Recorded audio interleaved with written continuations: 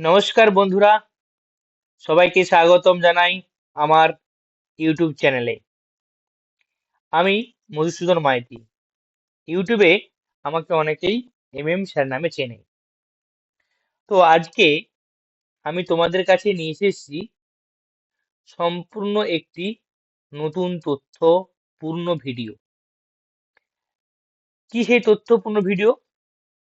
যা আজকে এই ভিডিওতে আমরা আলোচনা করব পশ্চিম মেদিনীপুর জেলার কিছু গুরুত্বপূর্ণ তথ্য, যেগুলো আসন্ন primary teacher interview, primary TET এবং অন্যান্য প্রতিযোগিতামূলক পরীক্ষায় জিজ্ঞেস করা হতে পারে।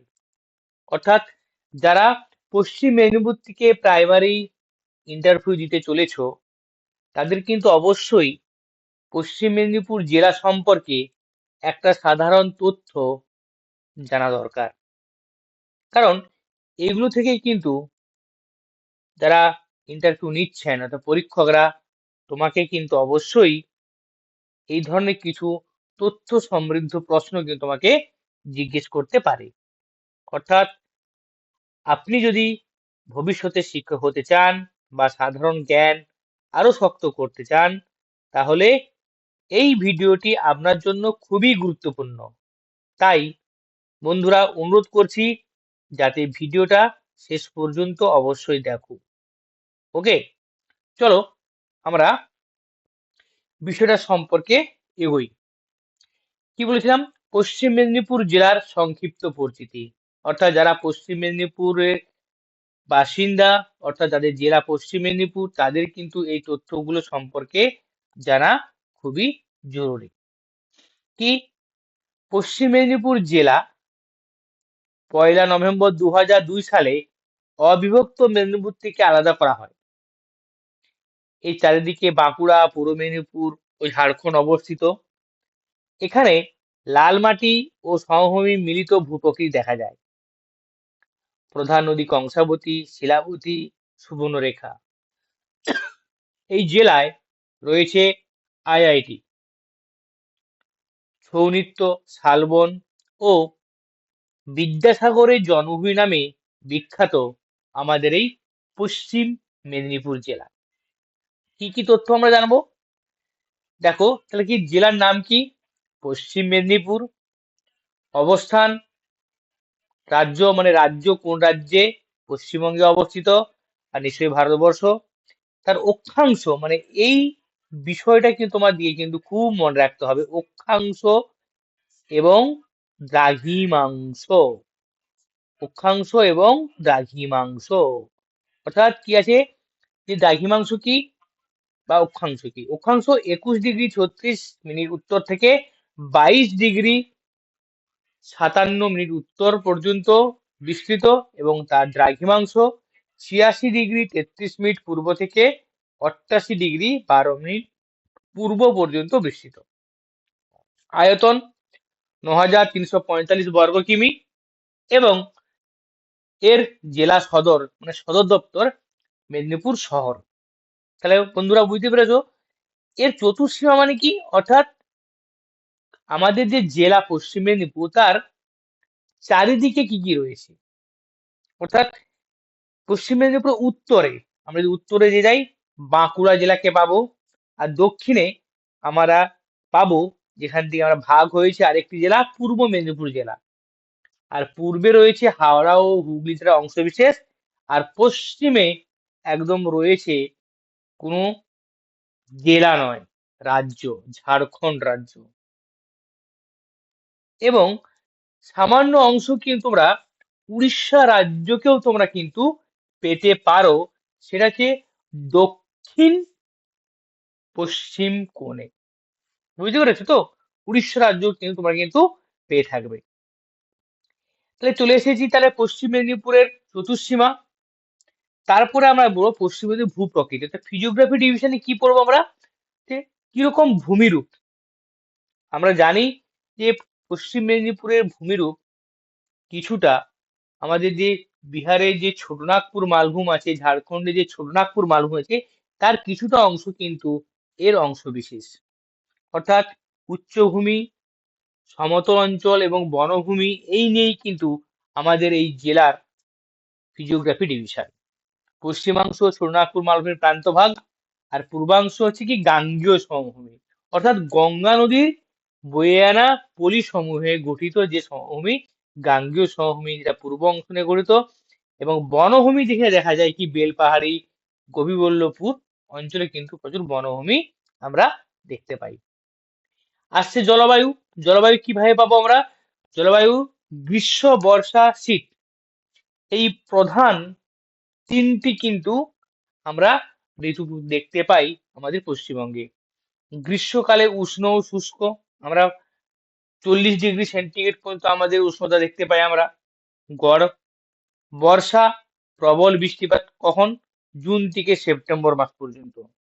শীত, মৃদু ও আরামদায়ক, অর্থাৎ মৃদু আরামদায়ক বলতে কি বোঝায়? যে খুব প্রচুর পরিমাণে শীত, হাড় কাঁপানো শীত এরকম ব্যাপারটাও নয়, আবার শীত একেবারে নেই এরকম ব্যাপারটা নয়, অর্থাৎ শীত হালকা হালকা, যেটা আমাদের পক্ষে কিন্তু বেশ আরামদায়ক কিন্তু হয়ে থাকে। অর্থাৎ প্রকৃতি কি, অর্থাৎ আমরা যদি কোন জলবায়ুর অন্তর্গত বলবো, উষ্ণ আর্দ্র মৌসুমী জলবায়ু। অর্থাৎ আমরা যদি বলি যে পশ্চিমবঙ্গের জলবায়ু কিরকম বা কোন জলবায়ুর অংশ বিশেষ, একসঙ্গে যদি আমরা বলতে পারি সেটা হচ্ছে উষ্ণ আর্দ্র মৌসুমী জলবায়ু। তাহলে ফিজিওগ্রাফি ডিভিশন জলবায়ু গেল, এবারে কি আসবে? প্রধান নদী। প্রধান নদী আমাদের দেখতে পাচ্ছ তোমরা স্ক্রিনে, যে কি কি প্রধান নদী আমরা দেখতে পাচ্ছি। এক হচ্ছে কংসাবতী, শিলাবতী, সুবর্ণরেখা এবং দ্বারকেশ্বর, এই চারটি হচ্ছে প্রধান নদী। তো প্রধানত যদি আমরা বলতে যাই যে একদম প্রধান নদী, সেটা হচ্ছে কংসাবতী এবং শিলাবতী। সুবর্ণরেখার কিছুটা অংশ পশ্চিম মেদিনীপুর দিয়ে প্রবাহিত হয়ে তারপরে কিন্তু উড়িষ্যা রাজ্যে কিন্তু ঢুকে গেছে। তাহলে মূলত বেশিরভাগ যে নদীগুলো পশ্চিম মেদিনীপুর উপর দিয়ে বয়ে গেছে সেটা কংসাবতী এবং শিলাবতী। তাহলে বুঝতে পারছো বন্ধুরা। এবারে কি মৃত্তিকা এবং মাটি। মাটি আমরা যদি থাকি, পশ্চিমাংশে কি আছে? ল্যাটেরাইট মৃত্তিকা, পূর্বাংশ পলিমাটি এবং মধ্যভাগ যেটা আছে বালুকাময় ও দোআঁশ মাটি। তাহলে এখানে এই যে তিন ধরনের মৃত্তিকা লক্ষ্য করা যায়, তাহলে তোমরা মৃত্তিকার ধরন দেখেই বুঝতে পারছো এটা কিন্তু প্রচুর কৃষি পূর্ণ অঞ্চল। অর্থাৎ এখানকার প্রধান অর্থনীতি কি? কৃষি ভিত্তিক, অর্থাৎ কৃষির উপর নির্ভর করে কিন্তু মানুষের প্রধান জীবিকার উৎস কিন্তু এখান থেকে থাকে। কৃষিটাই কিন্তু এখানে মেন। তারপর রয়েছে শিল্প। তো শিল্প এখানে কোনো বৃহৎ শিল্প কিন্তু কোনো গড়ে ওঠেনি, গড়ে উঠেছে ছোট ছোট ক্ষুদ্র শিল্প, কুটির শিল্প, এবং সেগুলোকে সম্ভবত বনজ সম্পদকে কেন্দ্র করে কিন্তু এই ক্ষুদ্র ও কুটির শিল্পগুলো কিন্তু গড়ে উঠেছে, যেমন শাল, মহুয়া, কেন্দুপাতা ইত্যাদি। আর খনিজ বলতে সাধারণত চীনামাটি এবং চুনাপাথর কিছু অংশ কিন্তু গঠিত। প্রধান ফসল, প্রধান ফসল কি? একদম আমরা জানি যে যেহেতু আমরা দোআঁশ মৃত্তিকা এবং আমরা নদী অববাহিকায় দেখতে পাই ধান, আলু, তারপরে হচ্ছে তিল, সরিষা, ডাল এবং নানা ধরনের শাকসবজি। তবে তোমাদেরকে যদি বন্ধুরা প্রশ্ন জিজ্ঞেস করে যে পশ্চিম মেদিনীপুরের প্রধান ফসল কি, এক কথায় এর উত্তর দেবে হচ্ছে কি? ধান। ওকে, তারপরে আসছি আমরা ধর্ম সম্পর্কে। ধর্ম কি? যে এখানে সব ধর্মের সমন্বয়ে আমাদের পশ্চিমবঙ্গে থাকে।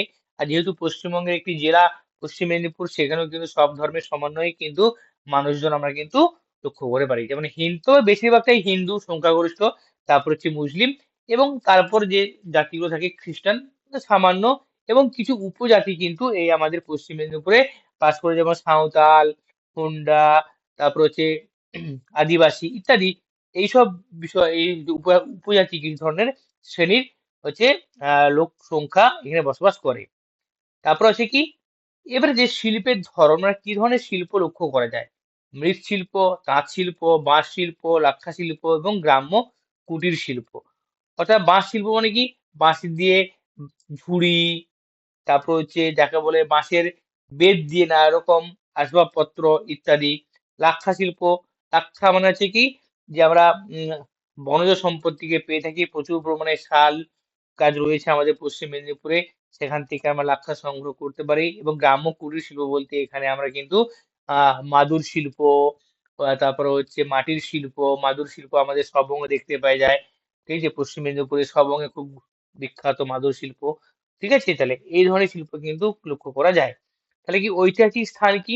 ঐতিহাসিক স্থান হচ্ছে কি আমাদের সাঁকরাইল দুর্গ, কি প্রাচীন স্থাপত্যের জন্য বিখ্যাত, বিদ্যাসাগরের স্মৃতিস্থান, বীরসিংহ সাংস্কৃতিক ঐতিহ্য, নারায়ণগড় ঐতিহাসিক অঞ্চল এবং জঙ্গলমহল, অর্থাৎ ঝাড়গ্রাম এলাকা সমন্বিত, যেগুলো একদম প্রান্ত ভাগ পশ্চিম মেদিনীপুরে ওই অঞ্চলের জঙ্গলমহল, বেলপাহাড়ি টেলপাহাড়ি, এই যে বিষয়গুলো রয়েছে সেখানে কিন্তু সাঁওতাল আন্দোলনের একটা ইতিহাস কিন্তু লক্ষ্য করা যায়, যেটাকে আমরা জঙ্গলমহল বলে থাকি।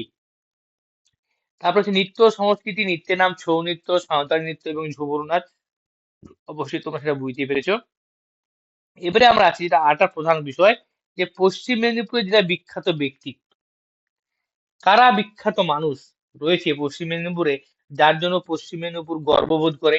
একদম অল ইন অল প্রথমে আমরা পেয়ে যাব ঈশ্বরচন্দ্র বিদ্যাসাগর, যাকে আমরা বাংলার সংস্কারক, বিবাহ আন্দোলনের পথিকৃৎ হিসাবে আমরা গণ্য করি, এবং ক্ষুদিরাম বসু, একদম ভারতের সর্বকনিষ্ঠ বিপ্লবী শহীদ, যেটা কেশপুরে বসবাস করছে, মেদিনীপুর কেশপুর তার বাড়ি ছিল।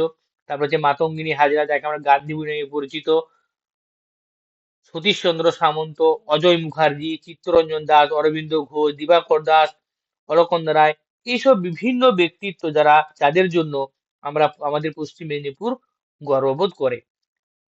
আরেকটা বিষয় যে দেখতে পাচ্ছি, পশ্চিম মেদিনীপুরের জেলার স্বাধীনতা সংগ্রামী, মানে যারা স্বাধীনতা সংগ্রামী বলতে বোঝায় কি, যারা ব্রিটিশদের বিরুদ্ধে আন্দোলন আন্দোলন করেছিল। তার মধ্যে অবশ্যই তোমরা দেখতে পাচ্ছ ক্ষুদিরাম বোস, কানাইলাল দত্ত, মাতঙ্গী হাজরা, সতীশ সামন্ত, বীরেন্দ্রনাথ সাজমল, শ্রীরাম আচার্য, লালমণি সাহা, রমেশ চন্দ্র গুপ্ত, হেমচন্দ্র পাড়ে এবং বীরেন্দ্র কুমার সাজমল, এই এই যে বিখ্যাত বিখ্যাত যে ব্যক্তিত্ব, তারা স্বাধীনতা সংগ্রামের জন্য ও নিজেদের প্রাণ দিয়েছিল, তাদের নাম কিন্তু আমরা অবশ্যই কিন্তু মনে রাখতে হবে। পরীক্ষক কিন্তু অবশ্যই তোমাদের কিন্তু এই বিষয় নিয়ে কিন্তু প্রশ্ন করতে পারে। এসে আবার পরের স্টেপে আমরা চলে আসি পশ্চিম মেদিনীপুর জেলার প্রধান পর্যটন কেন্দ্র। কোন কোন পর্যটন কেন্দ্র কোথায় আছে, কিসের জন্য বিখ্যাত, এটা কিন্তু আমাদের কিন্তু গুরুত্বপূর্ণ ভাবে পড়তে হবে। ফার্স্ট গৈবল্লভপুর, গৈবল্লভপুর ব্লক, শালবন, চিলাবন, বনসভা পর্যটনের জন্য প্রিয়। পিকনিক স্পট হচ্ছে নারাজুলের রাজবাড়ি, এটা ঘাটাল মহকুমায় অবস্থিত। ঐতিহাসিক রাজবাড়ি, দুর্গাপূজার জন্য বিখ্যাত। গড়বেতার শিলা অঞ্চল, গড়বেতা পাহাড়ি পাথর, পুরাতাত্ত্বিক নিদর্শন। মোহনপুর পর্যটক কেন্দ্র, যেটা মেদিনীপুর সদরে অবস্থিত, picnic spot. Keshpur block, Khudiram বসুর স্মৃতিস্থান। বীরসিংহ গ্রাম, ঘাটাল, যিনি ঈশ্বরচন্দ্র বিদ্যাসাগরের জন্মস্থান। তপবন, জঙ্গলমহল, প্রাকৃতিক বনাঞ্চল, এরকম নানা ধরনের কিন্তু অনেক হচ্ছে পর্যটন কেন্দ্র রয়েছে, যেটা পশ্চিম মেদিনীপুরে কিন্তু অবস্থিত। তাহলে বন্ধুরা, টোটাল যে বিষয়টা তোমরা দেখতে পাচ্ছ, পুরো পশ্চিম মেদিনীপুর সম্পর্কে তোমাদের কিন্তু একটা তথ্য তোমাদের সামনে কিন্তু আমরা উপস্থিত করলাম। দেখো, এছাড়াও পশ্চিম মেদিনীপুর জেলার যেটা এখানে দেওয়া নেই, একটু বলে দিই, সেটা হচ্ছে পশ্চিম মেদিনীপুর জেলায় কিন্তু শিক্ষা প্রতিষ্ঠান হিসাবে কিন্তু গুরুত্বপূর্ণ স্থান রয়েছে, যেটা কি বিদ্যাসাগর বিশ্ববিদ্যালয়। কি বিদ্যাসাগর বিশ্ববিদ্যালয়। বিদ্যাসাগর বিশ্ববিদ্যালয় আমাদের পশ্চিম মেদিনীপুরে একমাত্র বিশ্ববিদ্যালয় যেটা পশ্চিম মেদিনীপুরে অবস্থিত, এবং তার আন্ডারে কিন্তু অনেক কিন্তু কি রয়েছে, তার under অনেক কিন্তু কি রয়েছে, তার আন্ডারে অনেক কিন্তু কলেজ রয়েছে। তাহলে কি বিশ্ববিদ্যালয় আছে, কার নামে আছে? বিদ্যাসাগরের নামে। বিদ্যাসাগরের নামে রয়েছে আমাদের বিশ্ববিদ্যালয়, মনে থাকবে এটা। এবং পশ্চিম মেদিনীপুর জেলায় তোমাদের প্রাইমারি যে প্রাথমিক বিদ্যালয় আছে, সেটা কত রয়েছে বলো তো? সেটা রয়েছে প্রায় কাছাকাছি 2500টি। 2500টি কিন্তু প্রাইমারি স্কুল রয়েছে। এছাড়া আরেকটা বিষয় তোমাদের কাছে বলি, আমাদের যে পশ্চিম মেদিনীপুরের প্রধান কিন্তু এনএইচ গেছে। এনএইচ মানে কি? National highway. National highway NH আগে ছিল 6, কিন্তু নাম পরিবর্তন হয়েছে কি 16। ন্যাশনাল হাইওয়ে 16 কিন্তু মেদিনীপুর উপর দিয়ে কিন্তু বয়ে গিয়েছে। রেলওয়ে রয়েছে খড়গপুর, যা দক্ষিণ পূর্ব রেলওয়ের একটা গুরুত্বপূর্ণ জংশন। বুঝতে পেরেছো, জনসংখ্যা প্রায় 50 লক্ষের বেশি এই মেদিনীপুরে কিন্তু বসবাস করে। তাহলে আমরা মেদিনীপুর সম্পর্কে কিন্তু মোটামুটি বিষয় সম্পর্কে কিন্তু জানলাম। তবে আরেকটা বিষয় তোমাদের দিকে জানাই, যে এখানে জনপ্রিয় কিছু উৎসব আছে, যেমন কি দুর্গাপুজো, দোলযাত্রা, রাখি পূর্ণিমা, চড়ক, স্থানীয় হাট উৎসব। এগুলো কিন্তু খুব গুরুত্বপূর্ণ বিষয় রয়েছে, যে তোমার দিকে জানতে হবে। এছাড়া আরো রয়েছে কিছু জিনিস, যেমন জেলার বিখ্যাত খাবার বা মিষ্টি কি। প্রথম যে চিড়ের মোয়া, পাটিসাপটা, দুধ পুলি, দুধ ভিত্তিক মিষ্টি, এরকম নানা ধরনের মিষ্টি কিন্তু আমাদের কিন্তু এই পশ্চিম মেদিনীপুর জেলার জন্য বিখ্যাত। আরেকটা বিখ্যাত আছে কিন্তু চপ। মেদিনীপুরের চপ কিন্তু খুবই বিখ্যাত। বুঝেছো? আচ্ছা, আরেকটা বিষয় তোমাদের মনে নিশ্চয়ই প্রশ্ন আছে, যে মেদিনীপুর শহরের নামের উৎপত্তি কিভাবে।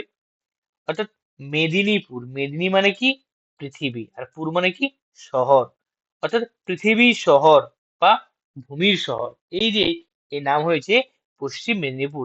এছাড়াও একটা কারণ আছে, যেহেতু এটা পশ্চিম পাটে অবস্থিত, ভারতবর্ষের কে পূর্ব বাংলা পশ্চিম বাংলা যে ভাগ হয়েছিল, বাংলাদেশ পূর্ব বাংলা, যেটা এখন বাংলাদেশটা পূর্ব দিকে হয়েছে, এবং তার যেহেতু পশ্চিম দিকে আমাদের পশ্চিমবঙ্গ অবস্থিত এবং পশ্চিম মেদিনীপুর অবস্থিত, তার সেদিকেও নাম হতে পারে পশ্চিম মেদিনীপুর। প্রধান প্রাণী কি এখানে দেখা যায়, বানর, খরগোশ, বনমোরগ, বুনো শুয়োর ইত্যাদি কিন্তু। এগুলো কিন্তু খুবই গুরুত্বপূর্ণ তথ্য তোমাদের সামনে কিন্তু আমি উপস্থিত করলাম। তাহলে বন্ধুরা, যদি এরকম তথ্য তোমাদের আরো কোনো জেলা সম্পর্কে জানা দরকার হয়, অবশ্যই তোমরা কিন্তু কমেন্ট বাক্সে কিন্তু অবশ্যই জানিও। তো বন্ধুরা, আজকের ভিডিওতে আমরা পশ্চিম মেদিনীপুর জেলার কিছু গুরুত্বপূর্ণ তথ্য শেয়ার করেছি, যা আসন্ন প্রাইমারি ইন্টারভিউ, টেট এবং সাধারণ জ্ঞান বৃদ্ধির জন্য খুবই সহায়ক। যদি আপনাদের এই ভিডিওটি ভালো লেগে থাকে, তাহলে একটি অবশ্যই লাইক দিন, সাবস্ক্রাইব করুন এবং কমেন্ট দিয়ে জানিয়ে দিন আপনি যদি চান আরো অন্যান্য কোনো জেলা নিয়ে এরকমের ভিডিও বানাই।